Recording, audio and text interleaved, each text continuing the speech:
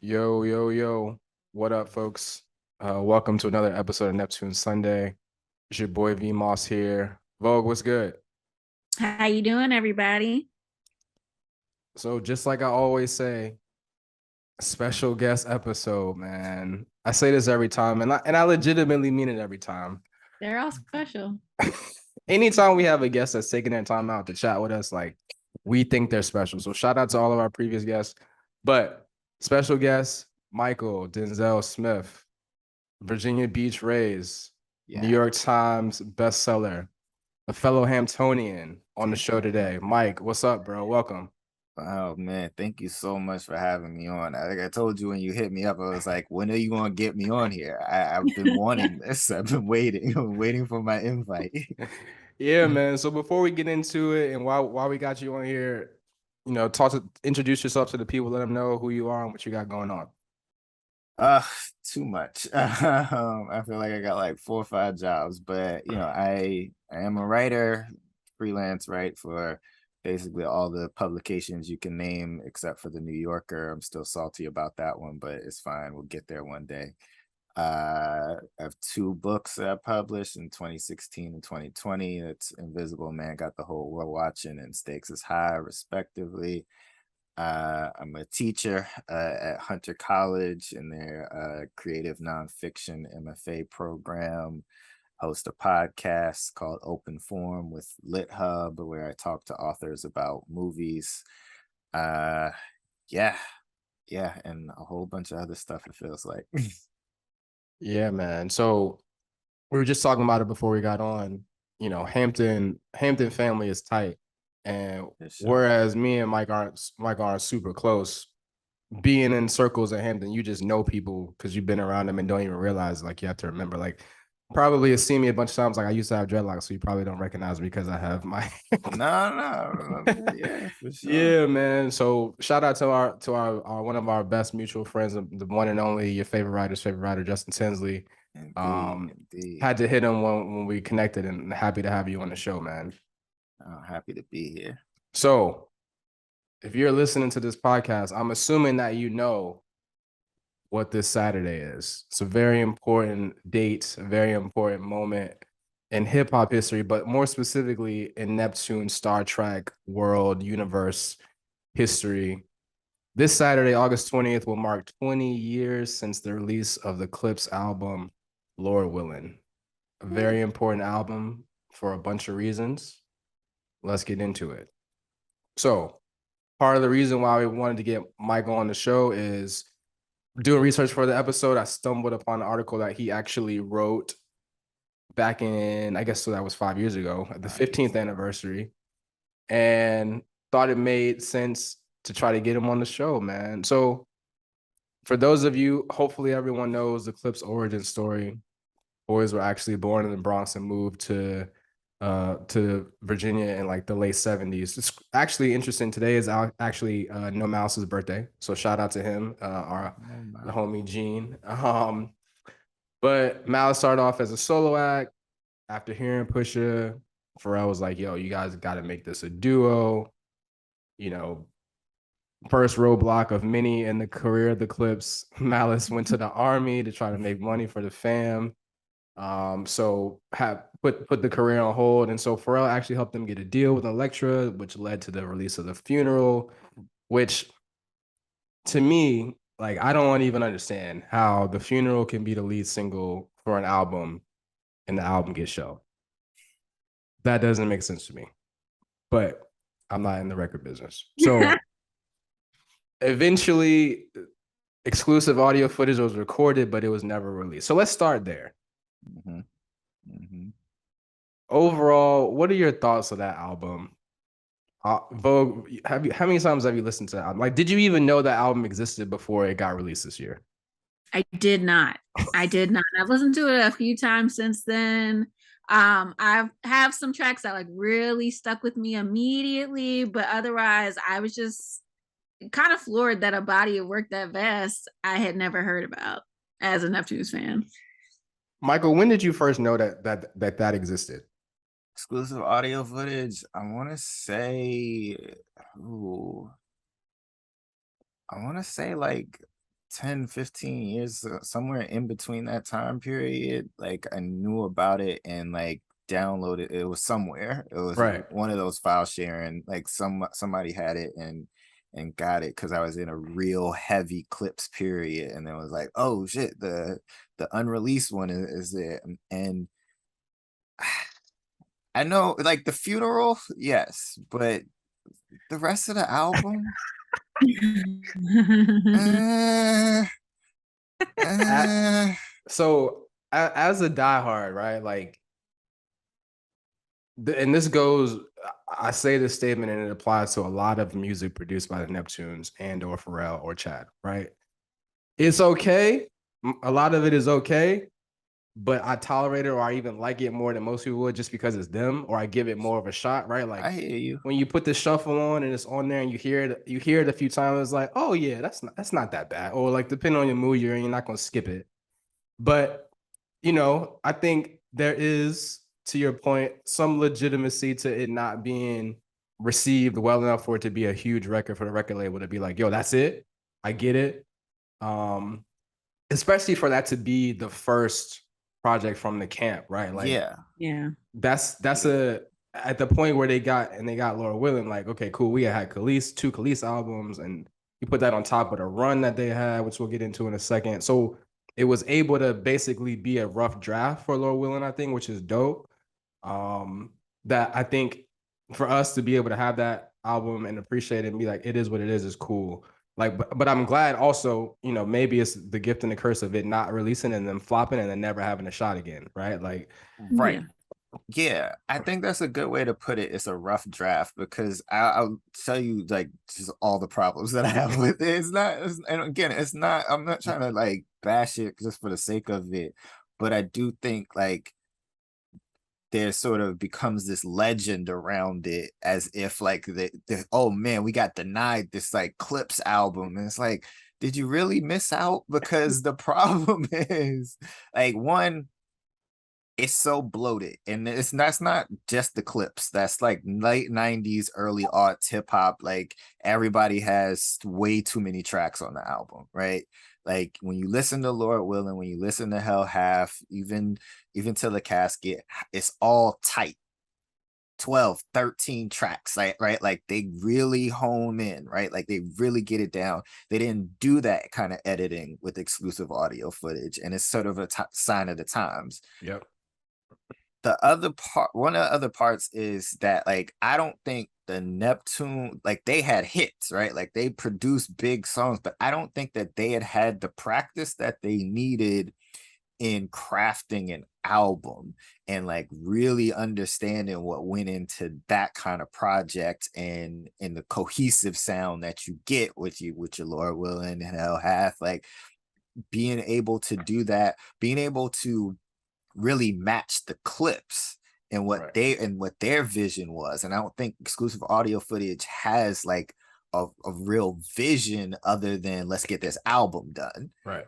The other part is like Malice sounds good for the most part. Pusha as Terror at that time, he just sounds like he's fighting the beats.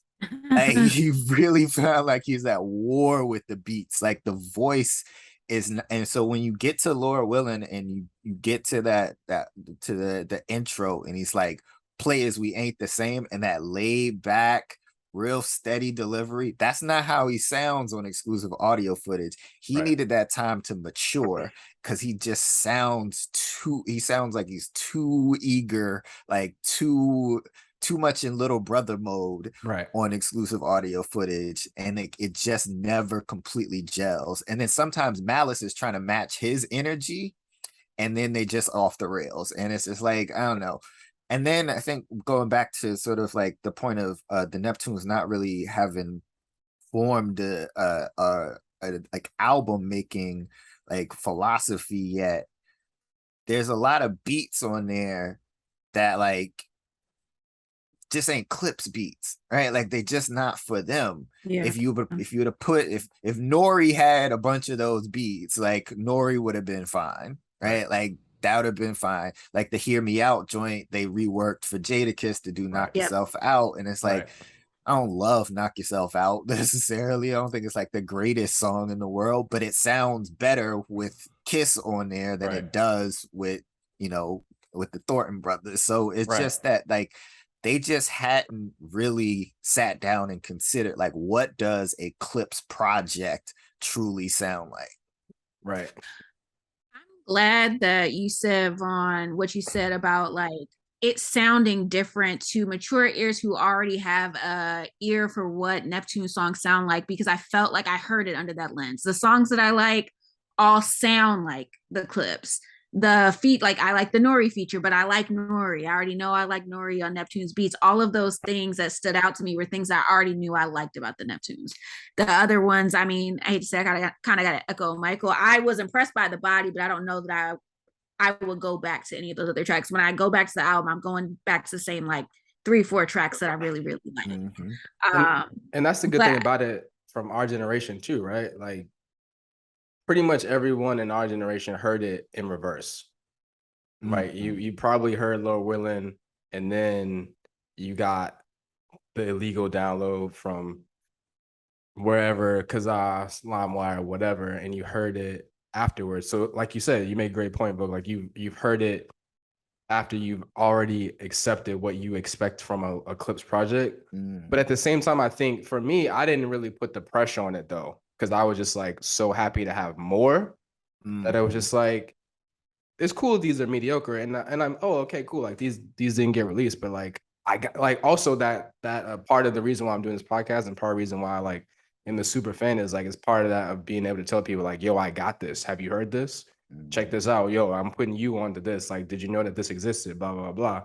So yeah, man, I mean, I think like you said, like we just talked about it being a rough draft, having that first rough draft of the Jadakiss Knock Yourself Out beat, you know, I also listened to it all the way through a couple of weeks ago, and there's definitely, if you think about that being the first album and then listen to all of the other albums in order, you see the progression of Malice's foreshadowing of his come to Jesus moments, because he's always had it in his back pocket. There's prayers on that, interludes on that album, and there's sprinkles in all the songs and all the other albums. And so, you know, I mean, I actually talked about this with our last guest, Niles.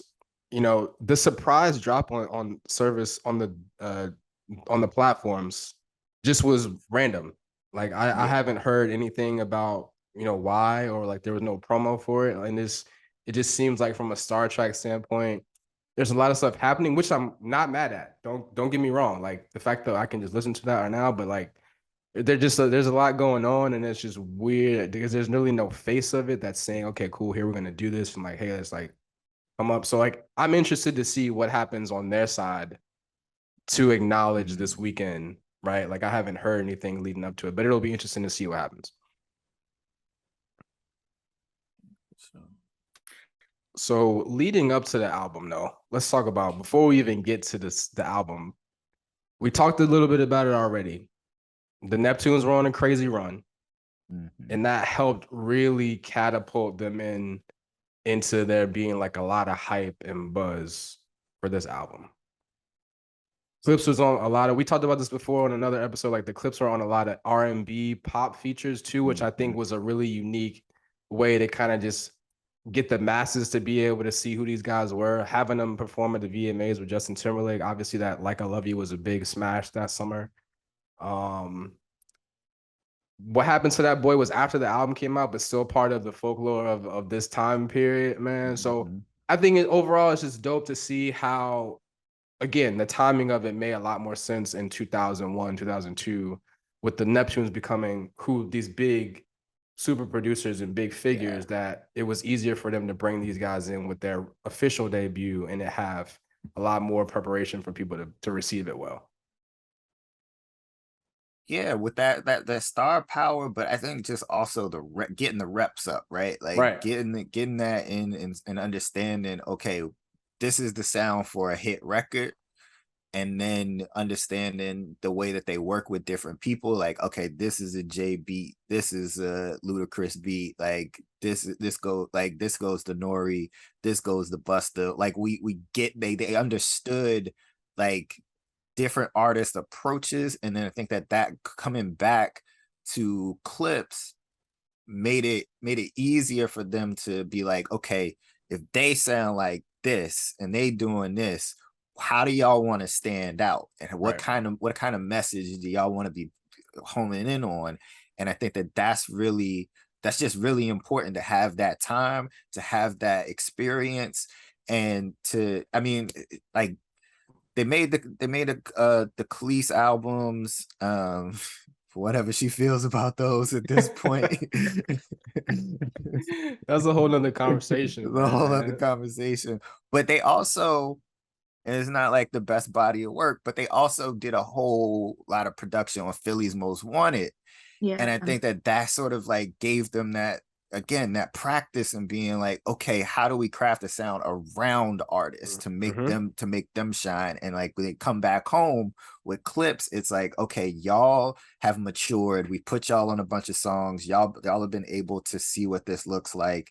Now we understand sonically what direction we want to go into. We're not going to give Jay the Grindin beat, no matter what he how many oohs and all of that stuff that he does in the studio. We're not going to give that to him. We can focus. And I think that like it's a perfect storm, just like sort of like you're alluding to. It's just a perfect storm to be able to have that moment for them, as opposed to if it was 99. Like 99, I just don't think that they would have, like, they put exclusive audio footage out, would probably never get the Clipse career that we got. Right. I think an interesting point was made about like kind of setting that preliminary work, not only in terms of like letting them mature, but also like hearing them in avenues that aren't like really catered to them. So I'm a Clipse fan because of like I Love You. Like I talk about on the podcast a lot of time. My interest into being a Neptunes fan was really through the pop sector of their music. And I don't know, like I was into rap in high school, but I don't know that I would have naturally gravitated towards that kind of sound without something like I Love You. Of course, a lot of Justin Timberlake fans never looked at the Clipse, but somebody like me, I'm like, oh, I'm interested in this. I want to know more about this. And that's why I love Lord Willin the way that I do. I'm from PG, so I don't have that connection. But that actually kind of leads me, I want to veer us into the Lord Willin conversation. I want to ask you guys, talk to me about the significance of this album to you. It's a little bit more personal for you guys. You guys are from Virginia. It means something more sonically, history-wise. Like, talk to me about that. I'm gonna let you go first, Mike.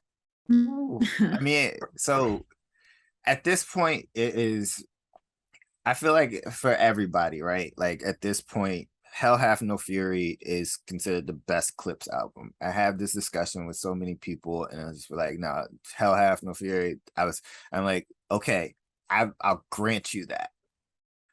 But when I'm driving in Virginia, I'm putting on Lord Willin. If I want to like feel like I'm there, that album just captures it just so perfectly. And it's like, it's not like, again, we're not talking about like the first Virginia artist, right? Like Missy's already put out classic albums, already done that. And there's definitely a Virginia-ness to that, and like some of that feel of like breeziness, especially we're talking about the Tidewater area, talking about where I'm from in Virginia Beach, like that breeziness, that sort of bounciness, all that. What Neptunes were able to do on Lord Willin was take some of that, and then they just like added some darkness underneath of it. And then you get Malice and Pusha coming in, really seeming to be focused, not just on let's make an album, let's like, let's just rap it, but like, let's make a statement about Virginia. Because New York rappers been saying all these years about how they've been coming down to Virginia, how they got the cases in Virginia and bodies in DC, right? Like Mace was making trips down to Virginia. Like everybody's been saying how they come down here. Let's show them like what it is to be here, what it is to live this, like be hustlers here. And I think that with that vision, and like thinking about just being a teenager sort of obsessed with like all things hip hop and being like, there's no statement that we got here in Virginia that says who we are to the world. Like Lord Willin coming along. I mean, first just think about like Grindin coming out, and that beat. Grindin is the greatest beat in hip hop history. Just period. Just it just is. And then everybody across the country is banging that out on the lunchroom table. Everybody. So we already captured you with that. Then you get Lord Willin, you get a song that's about just being like, I'm from Virginia, saying it. Nobody's saying that. Like we just feel forgot. At least for me, it was like I'm forgotten down here in Virginia. Like Atlanta got it going, Miami got it going, New Orleans, Chicago kind of to an extent. It was around, like not so much until Kanye, but like Common was out of Chicago. Like LA and New York very clearly. Philly had it going. Like, but Virginia, like Missy and Timberland is out of Virginia, but they weren't like making Virginia statements. Right. Clipse said, "We are from Virginia. We are painting the picture for you," and it's just like, oh shit. Yeah, man. It's just when you think about at that time period, rappers were the tastemakers in most of our culture.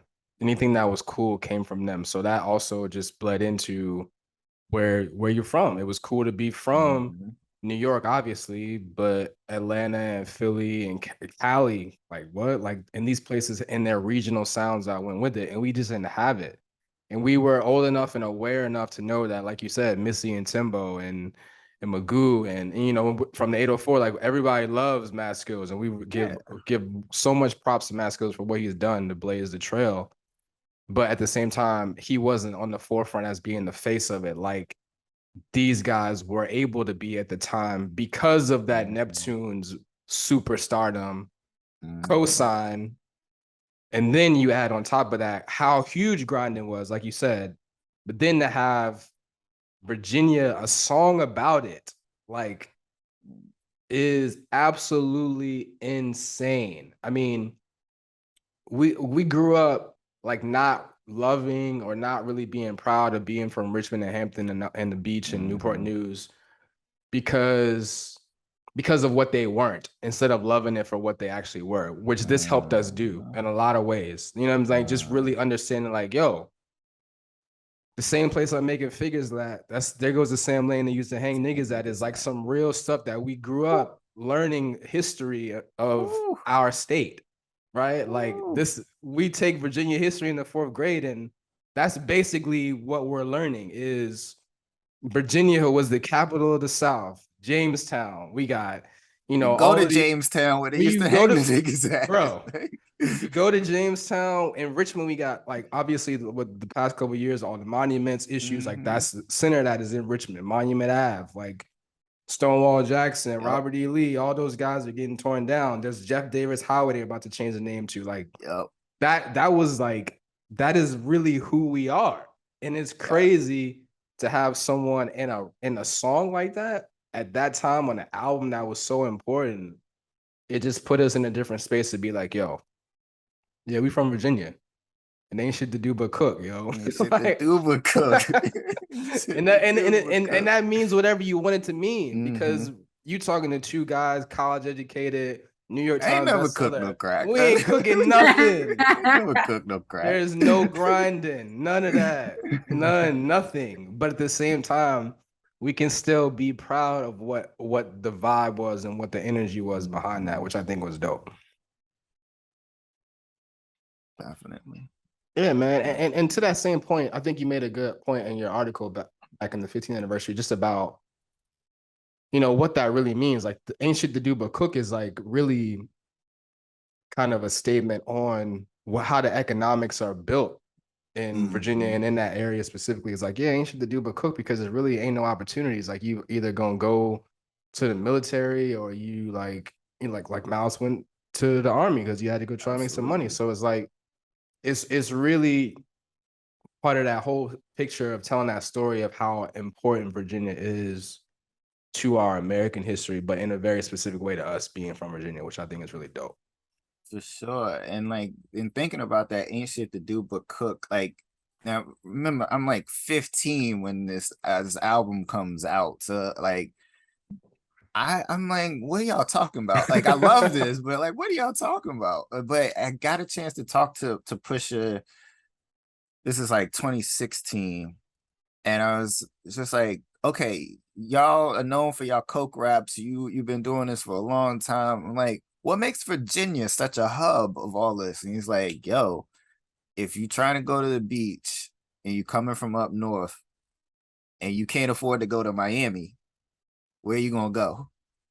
And I was like, oh, my whole life makes sense now. I'm from budget Miami. Like I get it now.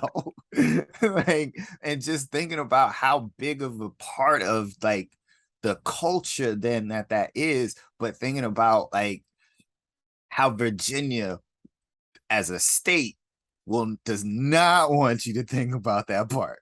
Does not want you. I mean, there's so much that they don't want you to think about. Like there's all the monuments that you was mentioning that they do want you to think about. So much of the history that they do want to pound into your head. It looks like, yes, I know 4 of the first 5 presidents came from Virginia. I get it. I understand. Like I'm pretty clear on that.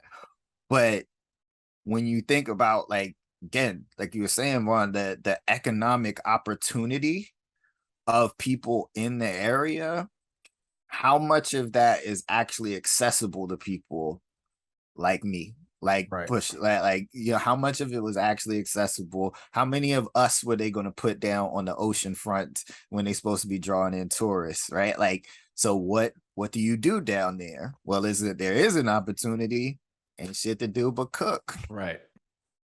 Yeah, man. It's really dope, man. And it's, we'll get into this in a second, but like, to me, I think those are the top 2 songs from, yes. I think those are the top 2 Clip songs, period. But we'll get more into that later. So I'm gonna go through a couple of my memories. I'll let you talk about some, like try to go back in time to 2002.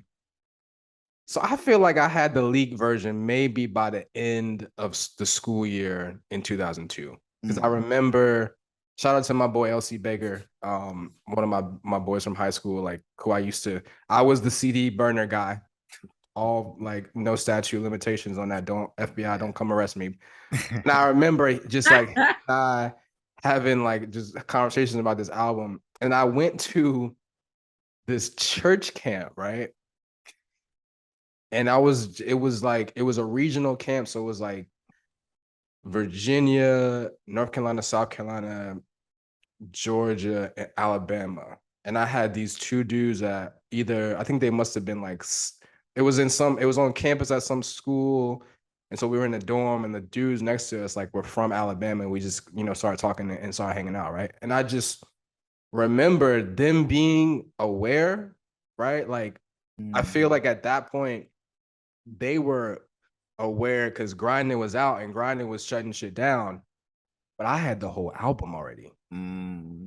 So being able to play that for these 2 country, I mean, these boys were so country, bro. They was cool, but they was country as hell. And we just clicked and they was like, it was dope. And I remember that I was like, that was one of the early moments too in my life of being able to talk about and be able to understand how the music can connect people from all different places, all different races. Like, doesn't matter where you're from. If it's dope, it's dope. Like, let's talk about it. But yeah, man, that was just a cool moment just to be able to share that with them. Go ahead. What talk about some of your memories, Mike? I mean, the thing about it, like, I didn't get a leaked version, so I didn't have it as early as you. But just the biggest thing that I remember is like, it is about grinding, and like we had the album and everybody was bumping it when it did come out, like it came out right before the new school year started, so everybody was listening to it, but it carried from the end of that one school year into the new school year where again on the lunch tables every single day somebody was doing grinding, right? but also go out to the football field for like some pep rally, for a game, whatever. Guess what they doing on the bleachers out there is a grinding beat. Like we talk about with all the community and the parents and stuff, like people and teachers and principals and all of that, like have no idea what's going on. Right. But you have almost the whole student body banging out the grinding beat, and it's just like that is imprinted, that like the power of that beat, again, the greatest in hip-hop history. I don't know what else competes with it at this point. But when that hit and everybody trying to rhyme over top of it, everybody that thought they could rhyme in high school, everybody thought they had freestyle and bars and all of that, like trying to get over top of the Clipse beat, right? Like it's just because I feel like that's part of the pride of the moment. Yeah. It's being like, it's not just that of the greatness of the artistic quality, it's being like, but this is ours. Yes. We here, this belongs to us. Yeah, man. It's definitely just to have so many different pieces of that moment of the album and grinding, and the video being in the projects. And you know, they had on, I think one of them had on, I don't know if it was grinding or if it was What Happened to That Boy, where they had on the Virginia Squires. It was grinding. Yeah, which is just like, come on, man. Pee Wee Kirkland, come, like, this is all Virginia stuff, and it's like you don't understand it, and you got to be able to explain it to people, like, yo, this is our shit. Like, this is our shit. This is a big deal, and it's okay if you like it, but let me let you know that this is something different, that you don't really understand what's going on, and that's okay. I'm gonna tell you why. Like, it's like, really dope. It's like you saying that. It's thinking about the album and Famlay being on there. Famlay not a great rapper, but when he gets on there, he has his little moment. He's like, I've been locked up more times than Sweet Pea. I'm like, do y'all know about Sweet Pea Whitaker and all the times that dude been locked up? Like, that's some Virginia shit. That's some Norfolk shit. That is very specific. Yeah, man. And it's crazy too, just thinking about back to the connecting when people like Nasir Quadri from Hampton. One of the first people I met at Hampton, in line the week before classes, trying to register the class, and then we sitting there. He from Atlanta. And I'm sitting there, oh, I'm from Virginia. He's like, oh, yeah, from where the Clipse is. Like, yeah, that's what's up, man. Yes. Exactly. Okay, you see what type of time we on, bro. That's what's up, bro.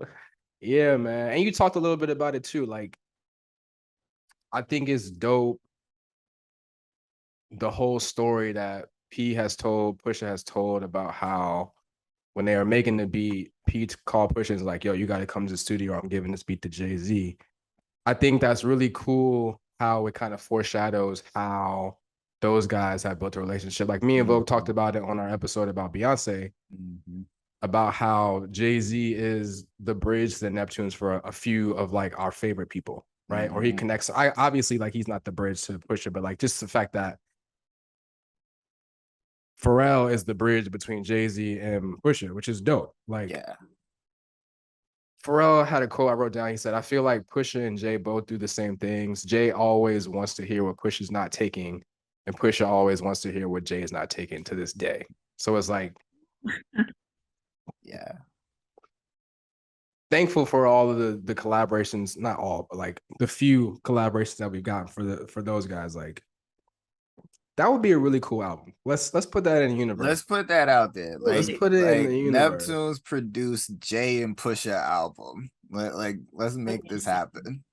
Yeah, man. And even further, to like talk about the impact, I also was reading how just about how important this album was and Grindin was to the streets. Like, Pusha was like, they was touring and going to all these little hood spots where all the dope boys was having shows. Like, they were traveling the world doing dope boy, like shows for dope boys, and like they helped make the record blow to what it was, because they were going to these really hole in the wall spaces in the hood, which is like, if you got the hood, man, that's a strong backing, yo. That's a strong backing.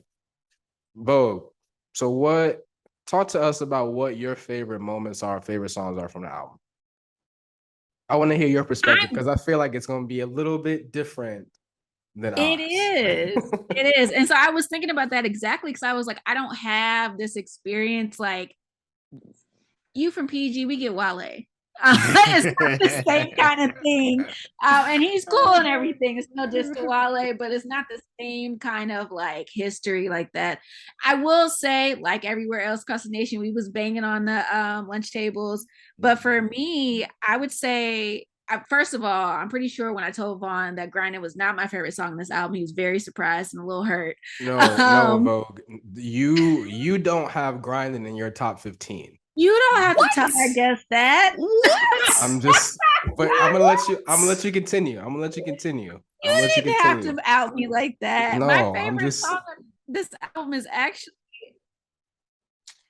it's Gangstaline.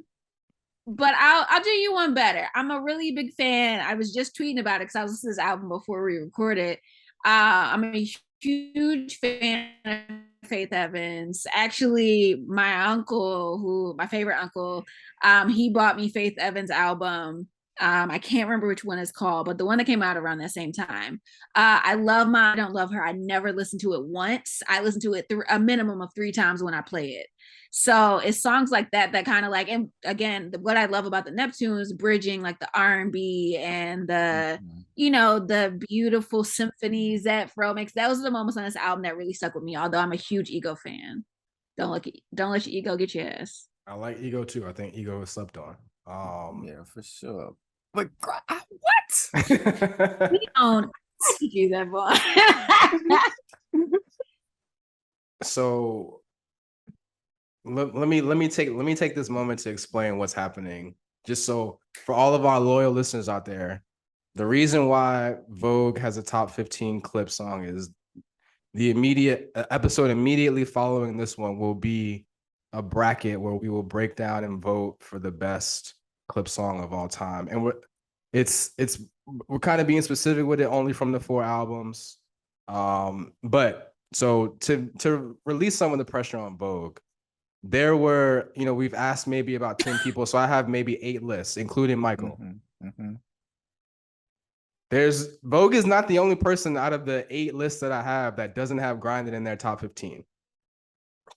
That's all I will say. I'm not going to talk anymore about it. Go ahead. We just talking about the 4 albums though, right? Like we're not even include. It's not like you had What Happened to That Boy or like no features, no Re-Up. I'm struggling. No, nothing off of the We Got It for Cheap mixtapes. Like you can't include none of that. And Grindin doesn't crack your top 15. I mean, even if you include all of that, it still does.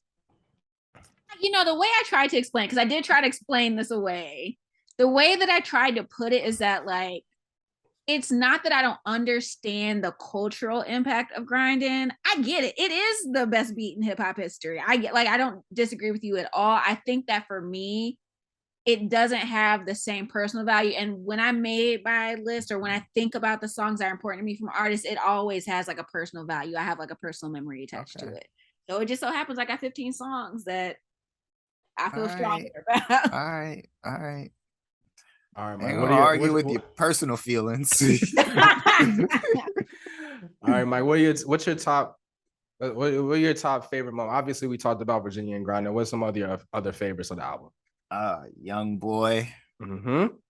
I mean, the intro again. Players, we ain't the same. Cane and guns. I think the intro is there's very few intros like that in hip hop. Like let's really talk about like Dreams and Nightmares is what it is. Yes, but it's not really, because it's become this big thing. You don't really think about it as an album intro anymore. It lives as its own thing separate from the album, where it's like, okay, cool.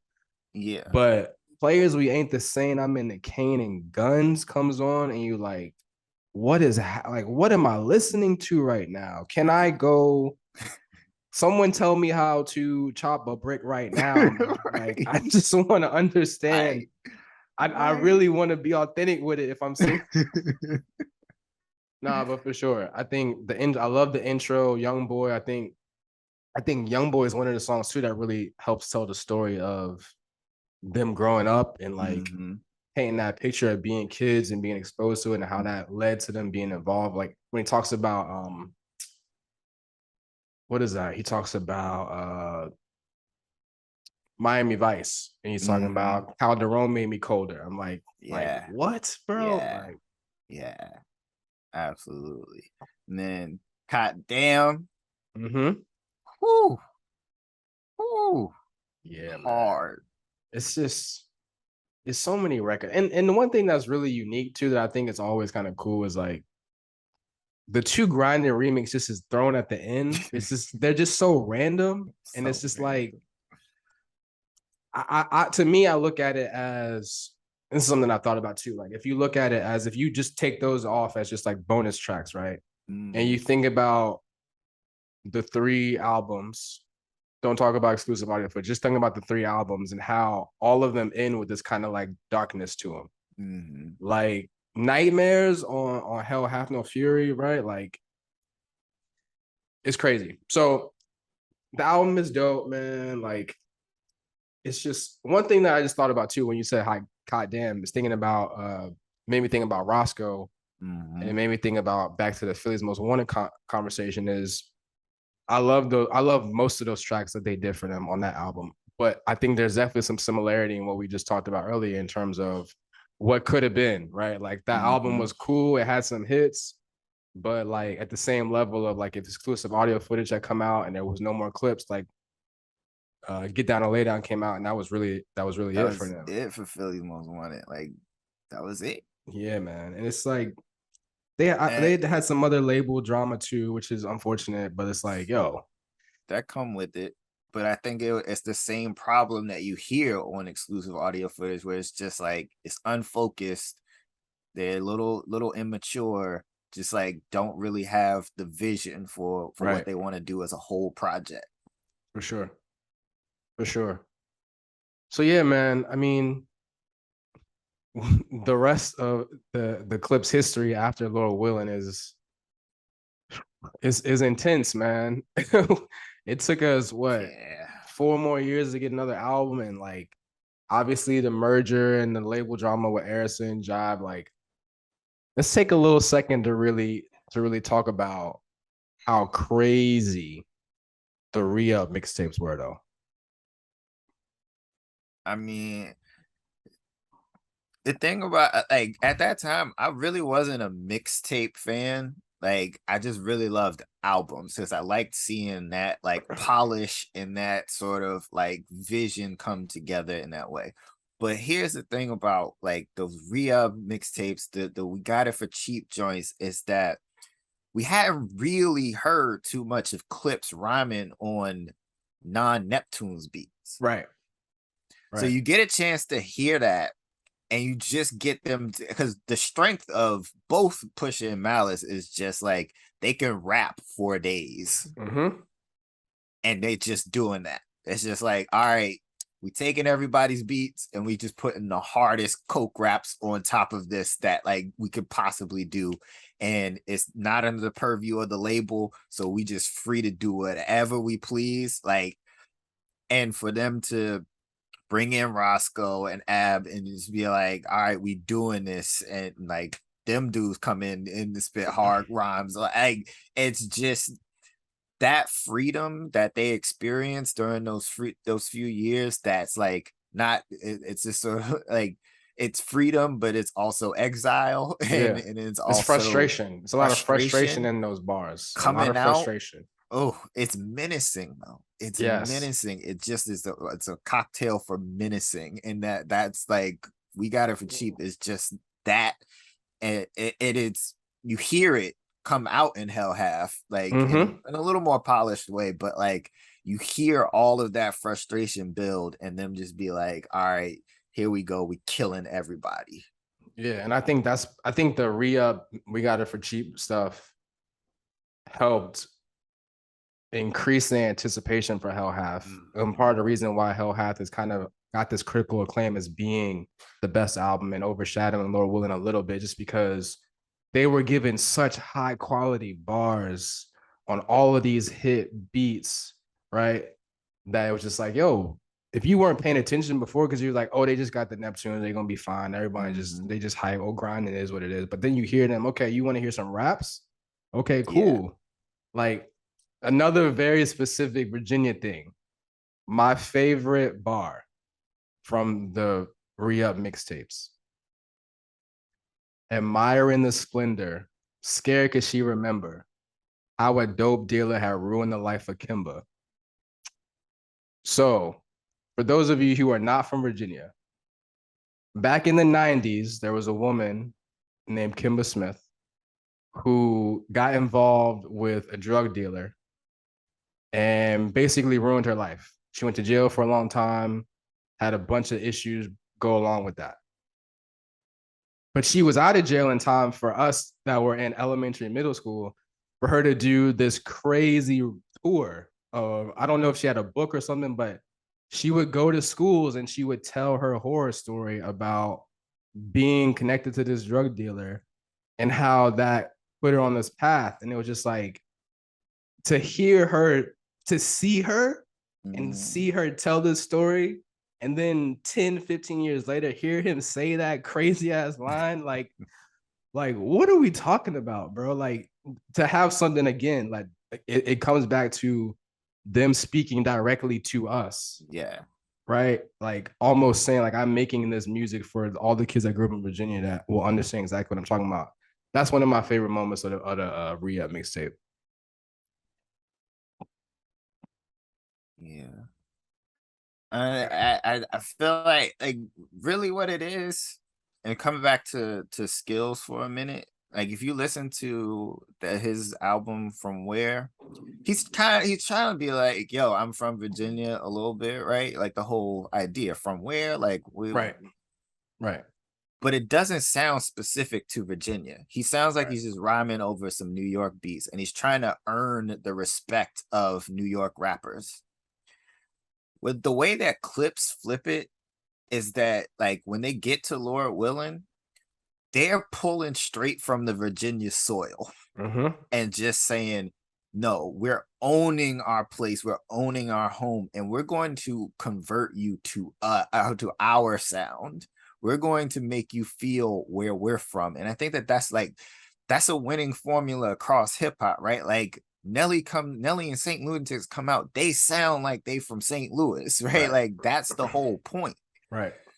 Is making something specific. And I think that the line you pointing out, like that's saying, it's like you think about like how we had to listen to New York for so long and be like Fife was talking about bust off on your couch, now you got Siemens furniture. And I don't know that Siemens furniture is something specific to New York City, and that like that's the double entendre that I'm supposed to be catching on to.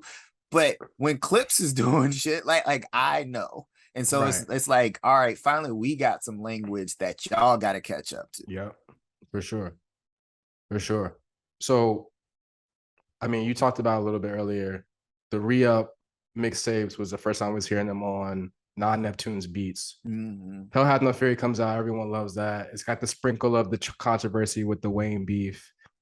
Till the Casket drop was really different for us as fans of them. Like to really hear them on Kanye stuff, hear them on DJ Khalil, you know, just stuff that was not the Neptunes, and then enjoy it, and then kind of just be like, what's happening here? Is something happening? Is there something going on? And then here we go. So, you know, I think the album is good. I think like Till the Casket drops. I think it's a little unfocused, and like toward the end, there's like 3 songs that could have ended it. Like it's like Champions and Footsteps and Life Change all could have just been the end. One of those 3 you could have just picked, and you could have cut out the song with Carrie Hilson. Like it just didn't land. Like it's not my I Don't Love Her, Vogue. I'm sorry. It's not the same caliber. I gotta come clean. They're gonna kick me off the podcast for this one. Oh my gosh, Vogue. Don't embarrass me in front of company. I'm not gonna embarrass you. I'm gonna tone it down.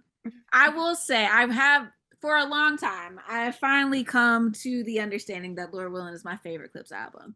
For a There we long go. time, Till the Casket Drops was #1 for me. That was, I actually don't really care for Hell Hath No Fury. And Interesting.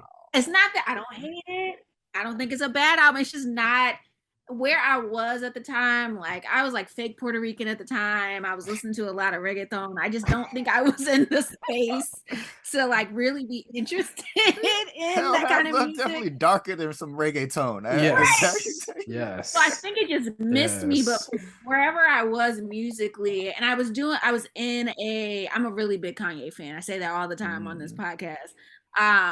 So for them to move more in that direction, that really appealed to somebody like me. I was like, I can get behind this. I'm down for it. I played that album out. So that's like really high for me in the Clipse lore. Yeah, man. I feel you. I listened to the Casket Drops a lot when it came out. Like, and I really did like it. Like, I think there's just some stuff that I would have done differently, and like some tracks I would have taken off. Like I said, but I still think it's a really strong project.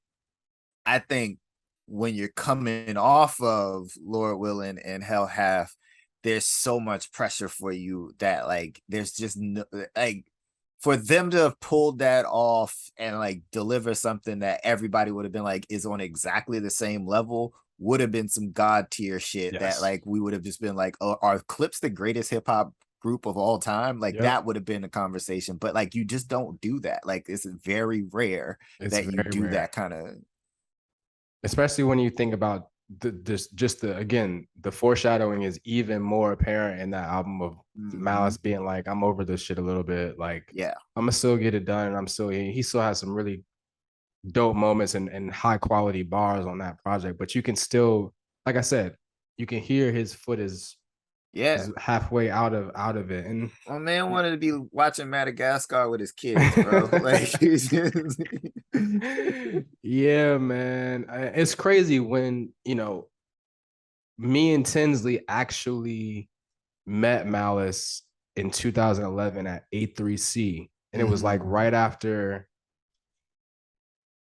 It must have been right after his book dropped, because I think he was out at A3C festival in Atlanta, music festival in Atlanta, trying to promote his book. And it's crazy, like Tins, man, like Tins is. Malice recognized his name from doing something for Karen Civil, and we started having a conversation with him, blah, blah, blah. So it was cool, man. Like, so let's finish that conversation. Let's go around. I'm gonna start with Vogue. Let's rank the 4 albums. Let's include exclusive audio footage in the 4. Vogue. I mean, I think I've revealed my hand. It's Lord Willin, Till the Casket Drops. I actually will put it before, I mean, not surprisingly, exclusive audio footage. So then it's Hell Hath No Fury, and then at the end, it's exclusive audio footage. Okay. All right, Mike, go ahead. Yeah. I mean, yeah, for me, it's Lord Willin. If we're just talking about my favorites, like not ranking them as what I think is the best. If I push to it, I will say that Hell Hath is their best album. But for me, it's Lord Willin, Hell Hath No Fury, Till the Casket Drops, exclusive audio footage. Yeah, I mean, I feel like Hell Hath No Fury gets the acclaim because of the hype, like I said. Like, think about the misses on Hell Hath No Fury. Like, I think the misses are like Trill is kind of a miss. Yeah. Chinese New Year is okay. I like Chinese New Year. It's the other one. Dirty Money. Dirty Money is not the best song. So then what are the misses on Lord Willin, right? Like, some people don't really like, there are people who don't like Model Lover because it was a single and it's not really like true to the rest of the album. I think people have mixed feelings about Gangsta Lean a little bit. I don't love Gangsta Lean. I don't love Hey, I don't love Gangsta Lean. I don't love I'm Not You. Like, especially the in the album, like it doesn't feel like complete. with Yeah. as an ending. I can agree with you. Comedy Central's fine, but like I'm just like, I like Comedy Central because all three of them rap, like get their raps off on Comedy Central. Like even Fab, like yeah. the number 9 joint with the Deuce Tray on back. Yes. Like, I think the problem with for Lord Willin is, for me at least, is that like that first half is so strong that once those tracks start coming in, I'm just like, you're losing steam a little bit. It just right. is not grabbing me the same way, because that first half is like I'm locked into my seat. True. True. I mean, even Let's Talk About It with Jermaine Dupri is it's not terrible. Like it's got Not terrible, but it's not. I don't like it. okay. All right, you guys okay. I'd say my favorite definitely I think it's definitely in order. Favorite wise. I think I do agree after that conversation we just had about the misses. The Hell Hath No Fear is still the best overall. But my favorite is still Lord Willin. We just spent 45 minutes talking about how special that is because of what it meant to us culturally, being from Virginia. So I gotta go with Lord Willin. So happy 20th birthday to Lord Willin. Shout out to Gene and Terrence Thornton. And also want to take a moment to shout out their parents because they both passed away like right back to back this year too. So I know that was a huge deal for them. So peace and love to Gene and Terrence. Thank you for this album. Thank you, Pharrell. Thank you, Chad. Thank you, Virginia. Thank you, Virginia. Before we let you go, Mike. Yeah. We asked everybody this question. Who do you think is, you can choose if you want to go best or if you want to go favorite. Okay. Of the frequent collaborators with Pharrell and Neptunes. All right. And why? All right. I feel like if I'm going best, like Jay-Z is the best rapper to rap, like just because he is whatever. Like, so I'm gonna take Jay out of the equation. Okay. I'm gonna take Clipse even out of the equation just because like the closeness there, you're like, you know what you're getting. So I'm gonna give you my pick and then I'm gonna give you my explanation. Their best collaborator is NORE. And this is my reasoning for this. Because Busta can rhyme on everybody's beats. Ludacris can rhyme on a bunch of like they work with guys that can rhyme. NORE is not a good rapper.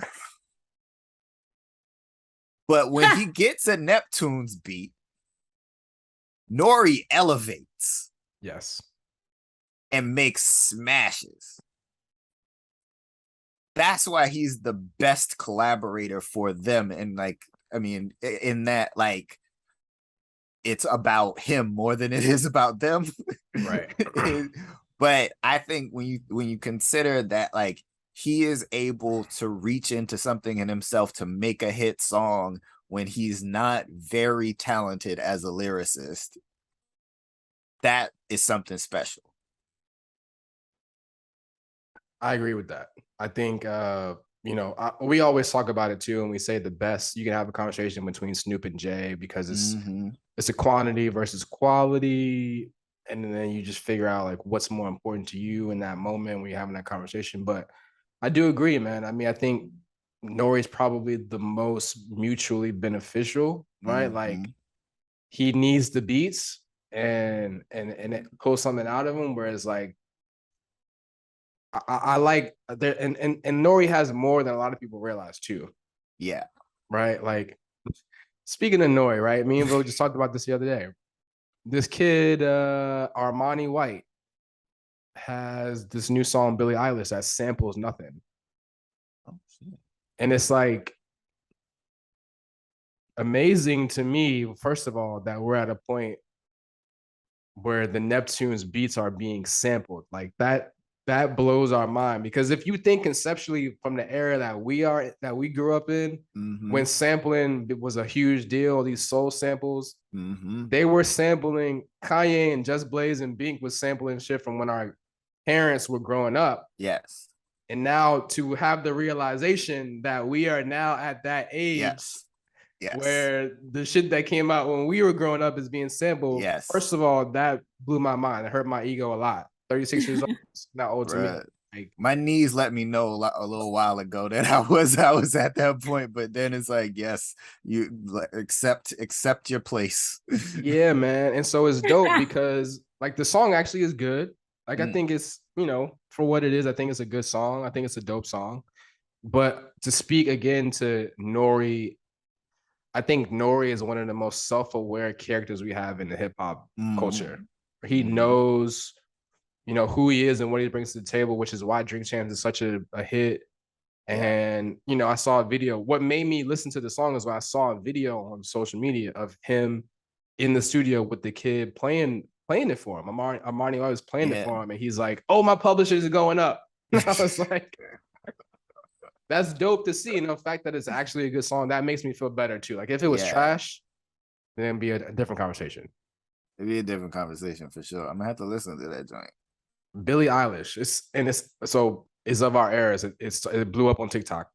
So yeah, that's how everything happens with music now. And the fact that I don't check TikTok ever means I don't know what the fuck music is going. Yeah, and I heard it on TikTok and didn't even think about it because I think I heard a version on TikTok that didn't have it was just the instrumental. But then when I realized it was an actual song, I was like, what the hell? Yeah. What is going on? Yeah. We got old. That's what happened. It's crazy. We got old. My little sister's 20. That's where I get all my information from. So it's crazy, man. And like NORE is like the crazy part about it, like NORE's B-side Neptunes joints still go hard. Like I'm a G, head buster. You know, people know Super Thug and people know Grimy. But man, shout out to NORE, man. There's my choreography mentioned in the episode. I did choreography to I'm a G. We talked about this before because we did an episode a kind of a battle, NORE versus Busta. There is, every time I get in a rabbit hole, I'd be trying to search for it. There is a go-go version of I'm a G that is amazing that I had on 2 computers ago. And I wish I could find it, but it is amazing. I don't know if I think it might be Backyard, but I'm not sure. I don't want to talk out of turn, but like it's amazing. Like have you heard the go-go version of Flap Your Wings? I don't think so. Crankage. Like I'm so glad that, you know, shout out to Pharrell and them and Other Tone and all those guys that were involved with Something to Water and having them show love to go at that moment. Like that was a dope conversation that they did. But so second thing before we let you go, give us your brief overall thoughts on some of the recent releases from this past year or so. From the Neptunes. But stuff that they produce, stuff that Pharrell or Chad and them together have produced. Oh man, I think the only thing I really heard is what Pharrell did on Pusha's new album. I wish I could keep up with music more. I feel like I'm just like I don't feel like I have the time all the time, and so I just go back to what's familiar. And that's real. Like, okay, if Pusha puts out if Kendrick puts out an album, which I didn't love, but like that's who I'm gonna go to. So I listened to the Pusha album. I like it. I don't like it as much as Daytona. I don't even like it, I think, as much as like My Name Is My Name or anything. But I think, I think listening to Pusha talk about the process of making that and what Pharrell was trying to get him to do, he's like, I want you to embody a character. Right. I want you to focus on hooks. I want you to like make songs.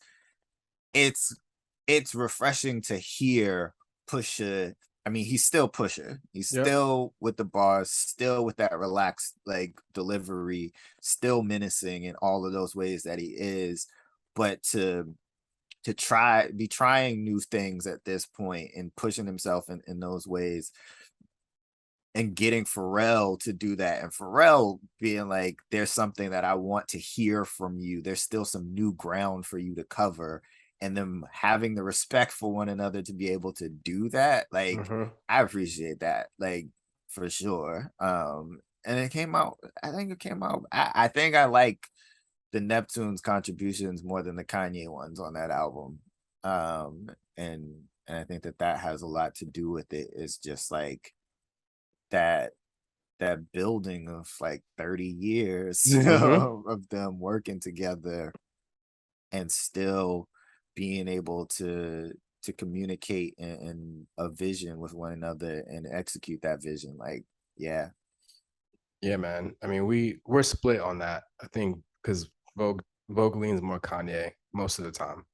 I get you. I mean, I feel like with Kanye, this is not a Kanye podcast, but it's just, I'm so exhausted by him. Of him in general. I'm exhausted by his whole existence. Like, just to go on a tangent right now, right? Like, all this conversation he's in the news about this Gap thing. It's like, yes.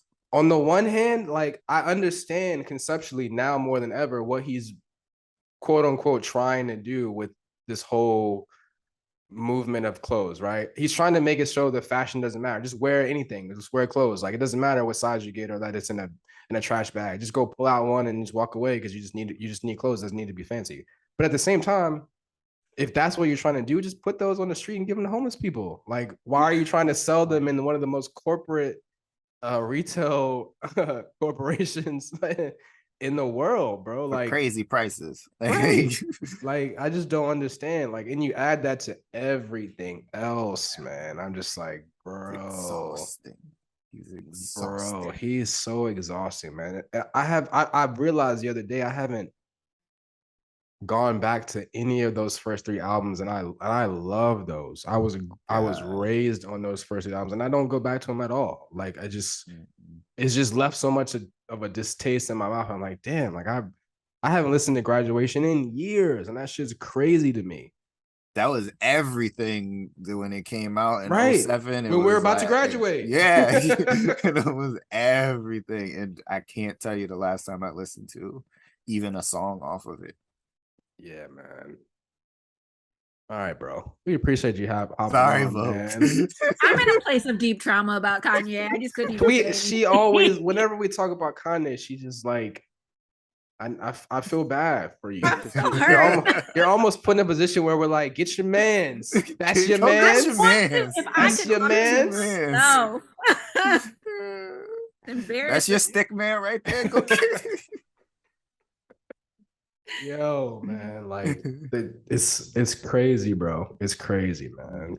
Just so go ahead, tell the people what they can look for coming from you in the near future. Tell everybody where to follow you, what you got going on. Oh man, I got so many different things that I don't know when any of this stuff drops. I'm writing stuff for New York Times, for New York Magazine, some stuff for Pitchfork that's coming out. They're doing sort of like best of the 90s stuff that I'm working on a few things with them. Podcast comes out every week. You can follow on Twitter, Mychal Smith, Mychal. Instagram, even though I don't be on there really, at Mychal Denzel. But yeah, that's it. You'll see it. I'm out here. Yeah, man, we appreciate you so much. And like I mentioned earlier, for all of our loyal, however many of you out there who listen to this podcast on a regular basis, my 10 friends and family, like I said, the next episode after this is gonna be VMOS and Friends Part 2. We're gonna go through a bracket and vote for NCAA tournament style, the best Clipse song from the 4 albums. It's gonna be interesting. I can't wait to drop that. Like, I think like it's gonna be wild. I think it's gonna, like, my friends are wild cards in general, and only I know like the list. But when I start pulling people's cards, like, this was your number 1 song, bro. Like, what's Like what? It's gonna be funny, man. It's gonna be funny, bro. So I'm looking forward to that. So all y'all listeners out there, celebrate Clipse Week with us. 20th anniversary of Lord Willin. Mychal, thank you. Bo, good to see you as always. My partner in crime. Thank you so much. Everybody else, appreciate y'all. Peace and love.